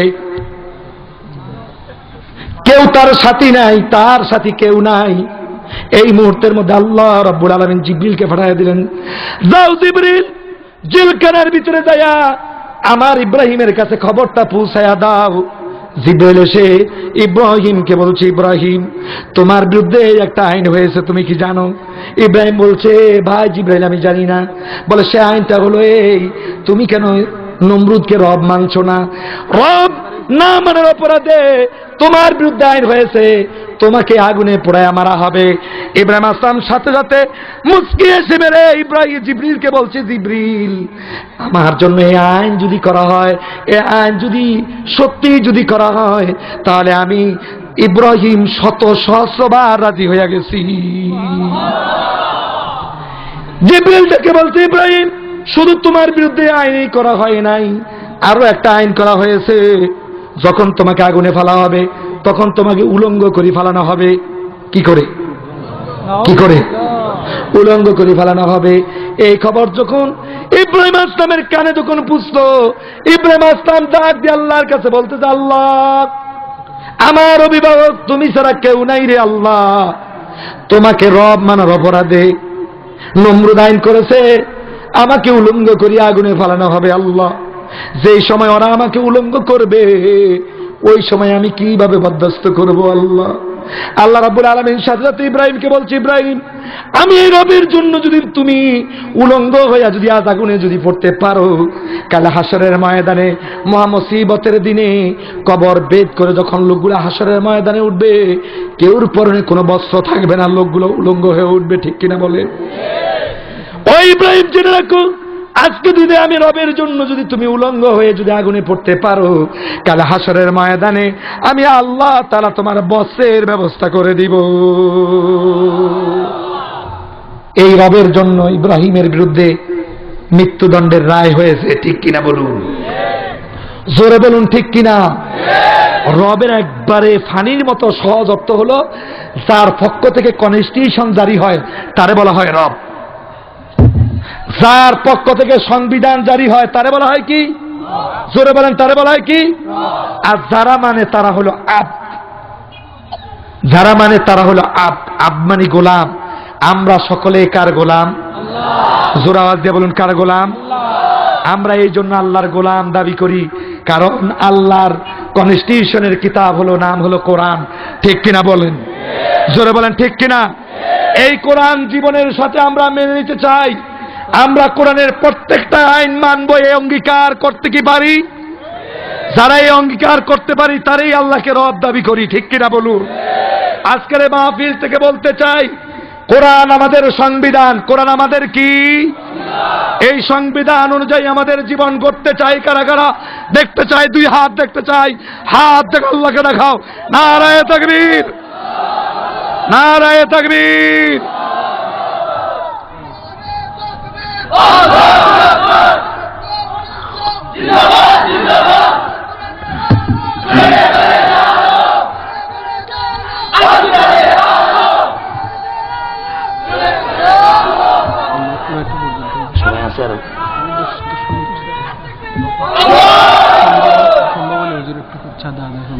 ভাইরা আমার, ইব্রাহিম আলাইহিস সালাতু ওয়াস সালামের সাথে তর্ক হলো।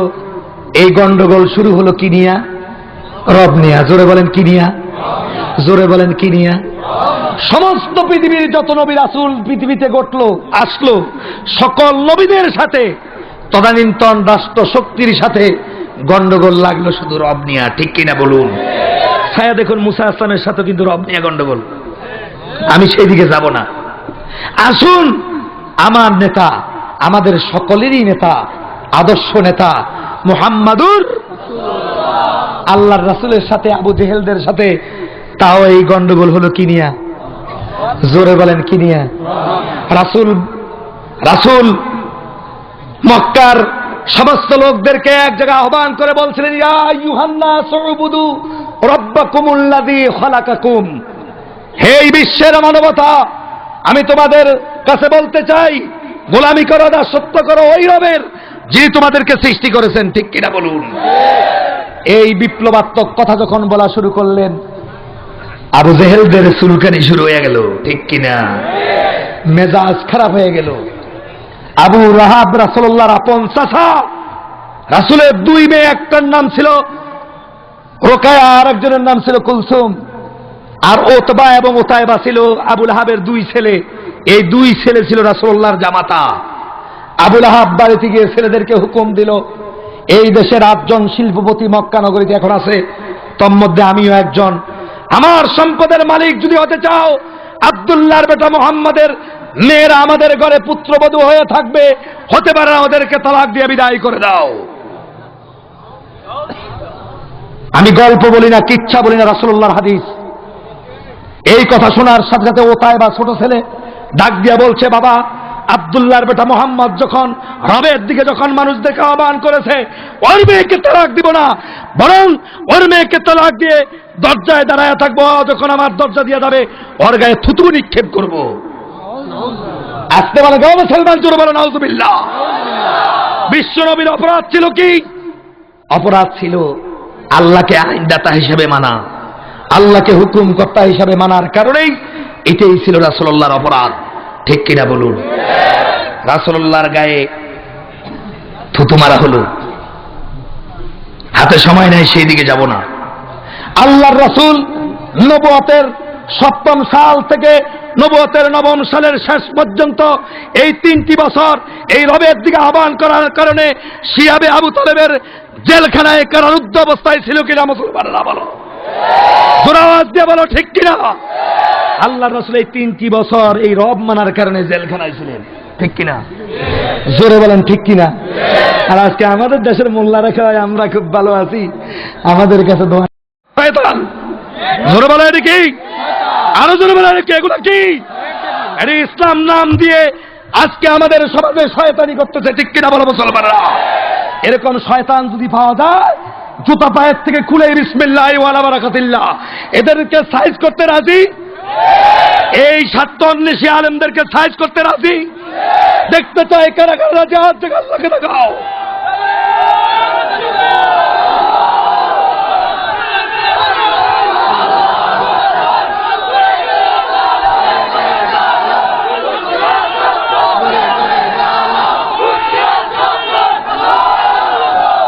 আল্লাহর রাসূল শিয়াবে আবু তালেবের গিরিপথে 3টি বছর জেলখানায় ছিলেন, অঙ্গীকার দিয়ে আসলেন মক্কা নগরীতে আর রবের দাওয়াত দিবে না। বেরিয়ে আসলো, রাসূল চিন্তা করলো মক্কা নগরীতে ইসলামের দাওয়াত দিব না, অঙ্গীকার করেছি, তবে হ্যাঁ তায়েফ মক্কা থেকে প্রায় 60 থেকে 70 কিলোমিটার দূরে গিয়ে যায়েদ বিন হারেসাকে সাথে নিয়ে রাসূল তায়েফের জমিনে রবের পক্ষে দাওয়াত দিলেন কিনা ভাই জোরে বলেন, ঘোষণা দেন দিয়েছেন কিনা। সেখানে দিতে গিয়ে রাসূল কি হালুয়া রুটি পাইছে না মায়ের পাইছে, মায়ের খেতে হয়েছে কিনা। যায়েদ দেখছে ডাইন পাশ থেকে শত্রু বাহিনীরা পাথরের বৃষ্টি বয়া দিতেছে, যায়েদ ডাইন পাশে চলে আসলেন, রাসূলুল্লাহ ঢাল হিসাবে দাঁড়ায় রইলেন, দেখতেছে বাম দিক থেকে আক্রমণ আসতেছে, বাম দিকে চলে গেলেন। এইভাবে হযরত যায়েদ চতুর্পাশে ঘুরতেছে আর তাদের সমস্ত পাথর, তাদের তীর ধনুকগুলো সব নিজের পিঠে নিতেছে, পীরের চামড়াগুলো ছিঁড়ে ছিঁড়ে, গোস্তগুলো ছিঁড়ে ছিঁড়ে জমিনে পড়তেছে। হযরত যায়েদ জমিনে বেহুশ হয়ে পড়ে গেছে। ইন্না লিল্লাহি ওয়া ইন্না ইলাইহি রাজিউন। বিশ্ব নবী সাইয়্যিদুল মুরসালিন, সমস্ত নবীদের নবী, ঠিক কিনা বলুন, রাহমাতাল লিল আলামিন, ঠিক কিনা বলুন। ওই রাসূল তায়েফের জমিনে এখন একা মাইর খায়, ওই রাসূল তায়েফের জমিনে একা মাইর খায়। ভাইরা খুব ভালো করে শুনেন, সে তায়েফ এমন মাইর খেয়েছে 3 কিলোমিটার পথ দৌড়েছে, আর পিছন থেকে রাসূলুল্লাহর গায়ে শুধু পাথর মারতেছে। রাসূল রবিয়ার বাগানটা দেখে ওই বাগানের ভিতরে ঢুকে পড়লেন। রক্তাক্ত শরীর, রক্তগুলো জমিন শরীর থেকে টকবক করে জমিনে পড়তেছে। আরে রাসূলের গায়ে পাথরের আঘাত, তায়েফের জমিনের লোকেরা পাথর মারল, শরীর থেকে রক্তগুলো জমিনে পড়তেছে। এক পুরা রক্ত রাসূল জমিনে পড়তে দেয় নাই। হুজুরের অসুস্থ শরীর কাঁপতেছে, শরীরটা। রবিয়া তার গোলামকে বলছে, আব্বাস, আমার এই খেজুর বাগানের মধ্যে কিছু আনার ফলের বাগান আছে, একটা আনার ফল চিবে 1 গ্লাস শরবত বিশ্ব নবীর জন্য নিয়ে যাও, মুহাম্মদের জন্য নিয়ে যাও। সুবহানাল্লাহ বলেন।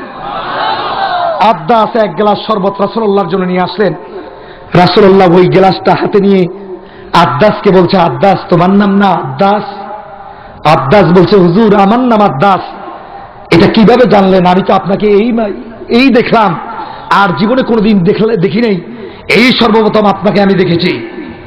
রাসূল আব্বাসকে বলছে, আব্বাস তোমার নাম আব্বাস, শুধু আব্বাস নয়, তোমার বাড়িতে নিরুয়ায়, এই কথা কি ঠিক কিনা বলো? আব্বাস বলছে, হুজুর আমার নাম আব্বাস, আমার বাড়ি নিরুয়ায়, এটা কিভাবে জানতে পারলেন?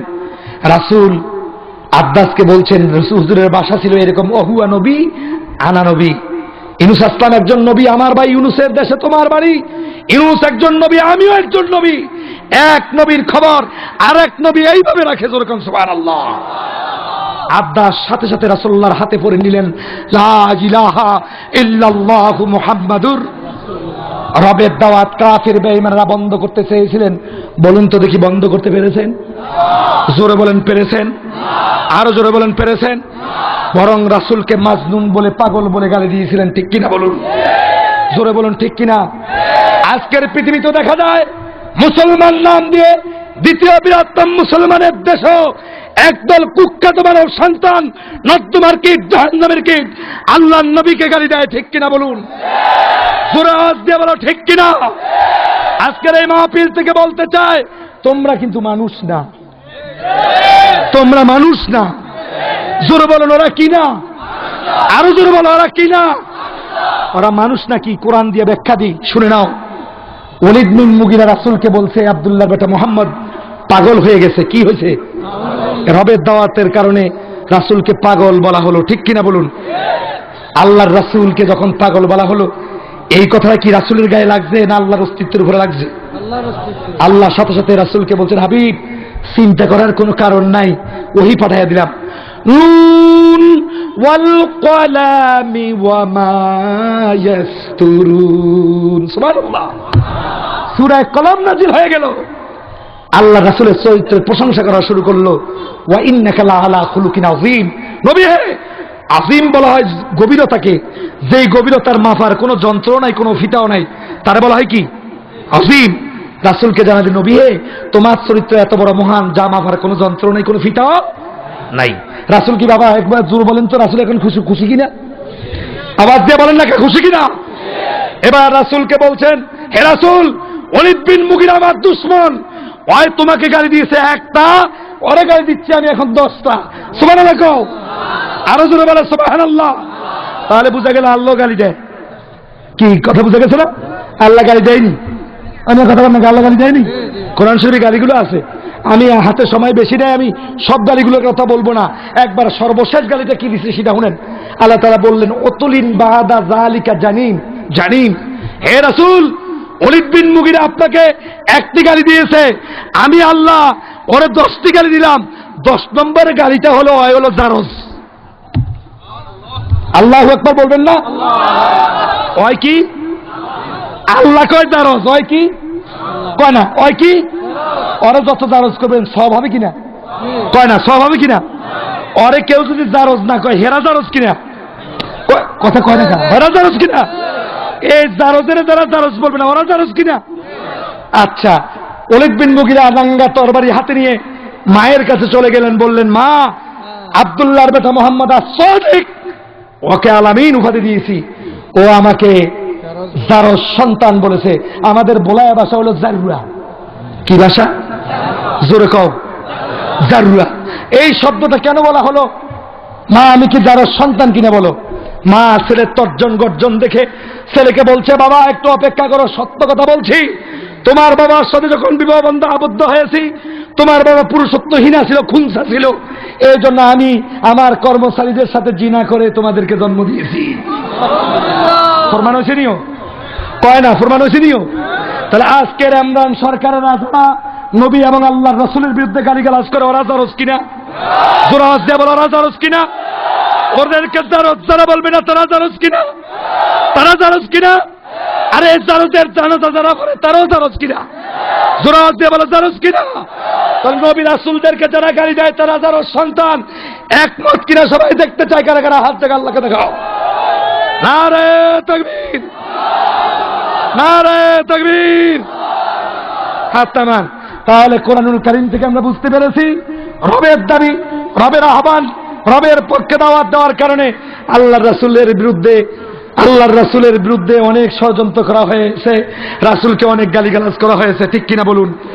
আর যারা রাসূলকে গালিগালাজ করেছে, আল্লাহর কোরআনের ভাষা দিয়ে বুঝতে পেরেছি তারা হলো জারজ, ঠিক কিনা বলুন? তারা কি? ও মুসলমানরা, জোরে আওয়াজ দিয়ে বলো, তারা কি? তারা জারজ। এরা মুসলমানদের নাম, এদের নামের সাথে মিল থাকতে পারে, কিন্তু ওরা যে 100% জারজ, এতে কোনো সন্দেহ, কোনো সন্দেহ। এই জারজদেরকে যারা জারজ বলবে না, তারও কি জারজ। ভাইরা আমার, বিশ্ব নবী মুহাম্মদুর রাসূলুল্লাহ সাল্লাল্লাহু আলাইহি ওয়াসাল্লাম, কথা বুঝি আমরা? জোরে কান, সাল্লাল্লাহু আলাইহি ওয়াসাল্লাম। আল্লাহ রাসূলের নাম শোনার সাথে সাথে পড়তে হয় কি? সাল্লাল্লাহু আলাইহি ওয়াসাল্লাম। আল্লাহর রাসূল হলো আমাদের আদর্শ নেতা, ঠিক কিনা বলুন? জোরে বলেন, ঠিক কিনা? আল্লাহর রাসূল আমাদের আদর্শ নেতা। রাসূলের আদর্শ অনুযায়ী আমাদের জীবন গড়ব, আমরা রাসূলের আদর্শ অনুযায়ী আমরা চলবো। রাজি তো ইনশাআল্লাহ? জোরে বলেন, রাজি কিনা? রাসূলের আদর্শ ছিল এই রাসূল দান খয়রাত যারা চাইতেন সাথে সাথে সব দিয়ে দিতেন, ঠিক কিনা বলেন? কোরআনুল কারীমের আয়াত হলো মিম্মা রাযাকনাহুম ইউনফিকুন, মুমিনদেরকে চাইলে মুমিন দিয়ে দিবে। কেমনে দিয়ে দিবে? এক জায়গা দিয়ে আয় হবে, আরেক জায়গা দিয়ে আয় হবে, কোনো মাল তার সঞ্চিত থাকবে না। এটা হলো ইউনফিকুন। বুঝতে পারছি? ইউনফিকুন নাফকুন থেকে আছে। নাফকুন শব্দ হলো ইঁদুরের গর্ত। নাফকুন শব্দ অর্থ কি? ইঁদুরের গর্ত। ইঁদুরের গর্ত একটার সাথে আরেকটার মিল আছে কিনা? কোন একটার সাথে একটা কানেকশন আছে কিনা? এক জায়গা দিয়ে আসবে, আরেক জায়গা দিয়ে ব্যয় হবে, কোন সম্পদ গচ্ছিত থাকবে না, সঞ্চয় থাকবে না। এটাই হলো মুমিনদের কাজ, ঠিক কিনা বলেন?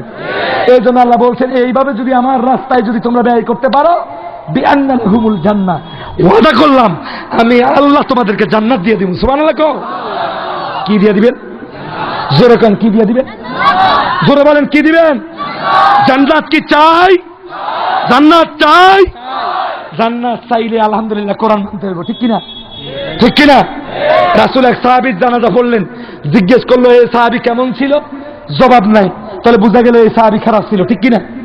একটা লোক দাঁড়ায় বলছে, হুজুর এই লোকটার একটা আমল ছিল, এই লোকটা কোরআনের পক্ষে ছিল। সুবহানাল্লাহ। মুজাহিদ বাহিনীদেরকে সারা রাত, কোরআনের বাহিনীদেরকে সারা রাত পাহারা দিয়েছে, এই ছিল তার নেক আমল। রাসূল তাড়াতাড়ি তার জানাজা পড়াইয়া কবরের কাছে নিয়ে বলছেন, ইন্না সাহাবাকা ইয়াজুন্নুন আন্নাকা মিন আহলিন নার। ও কবরওয়ালা, আমি যখন বলেছিলাম তুমি কেমন ছিলে, কেউ জবাব দেয়নি, তাহলে বোঝা গেল তুমি জাহান্নামী।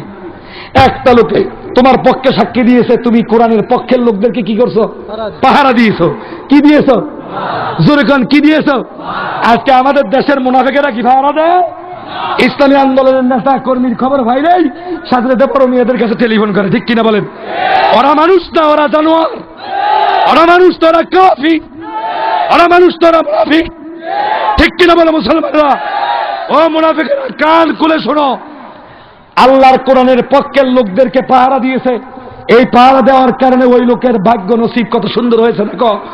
রাসূল এবার বলছেন, ওয়ানা আশহাদু আন্নাকা মিন আহলিল জান্নাহ, হে কবরওয়ালা, তোমার সাথে তোমাকে বলছে তুমি জাহান্নামী, আর আমি রাসূল একটা দিক পাই তোমাকে বলছি তুমি জান্নাতি। জোরে কোন সুবহানাল্লাহ। রাসূল বলছে জান্নাতি, তাহলে বলেন এক বুড়ি আমলের কোনো দরকার নেই, কোরআনের পক্ষে থাকলেই জান্নাত, ঠিক কিনা? কোরআনের পক্ষে থাকলে কি? এই জন্য কোরআনের পক্ষে আসি, আর কোরআনের পক্ষের লোকেরা যখন বিপদ মুসিবতে পড়বে তাদেরকে টাকা দিয়ে, অর্থ দিয়ে সাহায্য করতে তাদের পাশে আসি। ভাইরা, আমি আপনাদের অবস্থা দেখা, এই যে আমার আগে যত কেউ উঠা বসা করবেন না, খবরদার কেউ উঠবেন না, আল্লাহর রাস্তায় কেউ উঠবেন না। আমি আমার পূর্বের যে বক্তারা আসরের সালাতের পর, মাগরিবের সালাতের পরে আপনাদের কাছে চাইছে দেও দেও দেও, এমন দেওয়া আপনারা দিচ্ছেন 2000 টাকা উঠাইতে এক লোকের প্রায় আধা ঘন্টা সময় লাগবে। গোলামেরা চলে, তাকে সংবিধান নেতা হিসেবে, প্রণয়নকারী হিসাবে মানতে হবে। আমরা আল্লাহ তাআলাকে রব হিসাবে মানব। আল্লাহ তাআলা আমাদেরকে কবুল করুক, সবাই বলেন আমিন। এই বলে আমার বক্তব্য শেষ করছি। ওয়া আখিরু দাওয়ানা আলহামদুলিল্লাহি রাব্বিল আলামিন। আসসালামু আলাইকুম ওয়া রাহমাতুল্লাহ।